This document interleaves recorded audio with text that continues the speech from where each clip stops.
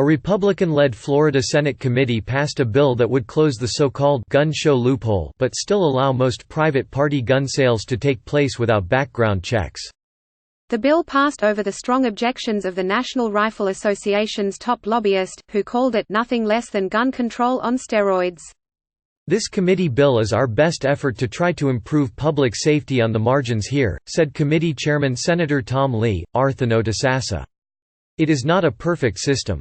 It would essentially operate on the honor system.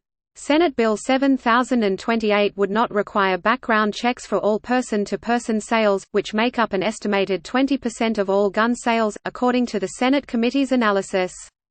Instead, when selling a gun to another individual, the seller would be required to check the person's ID to make sure they're legally allowed to own the weapon and fill out a form recording the transaction. The form would include a list of questions for the buyer, such as whether they're a felon, a fugitive from justice, or have anything else in their history that would prevent them from owning a gun.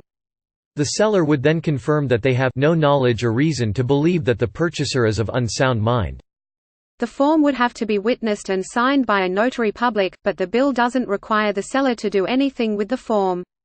Lee said it would be in the seller's best interests to hold on to the form indefinitely, should this weapon ultimately get used in the commission of a crime. Not filling out the forms would be a second-degree misdemeanor, punishable by up to 60 days in jail. The bill also requires any private party sales at public places, in other words, gun shows, go through a background check. Lee said the seller would go to one of the licensed gun dealers at the show to conduct the background check, for a fee. The NRA's longtime Florida lobbyist, Marion Hammer, said, "A vote for this bill is a vote for massive gun control. It appears to be an actual attempt to ban private sales through red tape and fear." Hammer said, "Asking average citizens to create what amounts to a government form and get it notarized is ridiculous." Moments later, Senator Aaron Bean, R. Fernandina Beach, walked out of the committee room and did not vote on the bill. All other senators voted in favor of it. Afterward, Lee said the bill was an attempt to enact gun control in the least onerous and burdensome way to gun owners. "I empathize that any time somebody breaks the law, we come in and pass something, and law-abiding citizens are imposed upon. I get it," he said. "But we have a job to do. We can't just sit by idly while our children are killing children and pretend this isn't happening."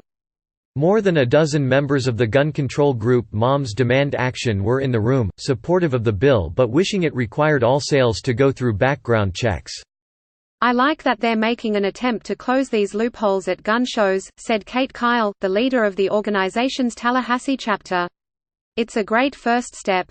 2 years ago, any sort of gun control laws were unthinkable in Florida's capital, which has been in GOP control for more than 2 decades. Then the Marjory Stoneman Douglas High School massacre happened in the middle of the 2018 legislative session. Shocked into action, lawmakers reacted quickly, passing laws that raised the minimum age for owning a weapon to 21, imposed a 3-day waiting period for gun purchases and allowed for police to seize someone's firearms under certain circumstances. But mass shootings have continued, and after back-to-back shootings in El Paso, Texas, and Dayton, Ohio, in August, Senate President Bill Galvano, R. Bradenton, called for more action. Galvano mentioned expanding background checks, additional school safety measures and addressing white nationalism. "Unfortunately, the evil acts of violence over the weekend are an all-too-present reminder that we have work to do," Galvano wrote to senators in August. On Monday, Lee's committee also passed a resolution denouncing white nationalism. Lee said the bill has Galvano's support. But even with his support, the bill will have a tough time becoming law.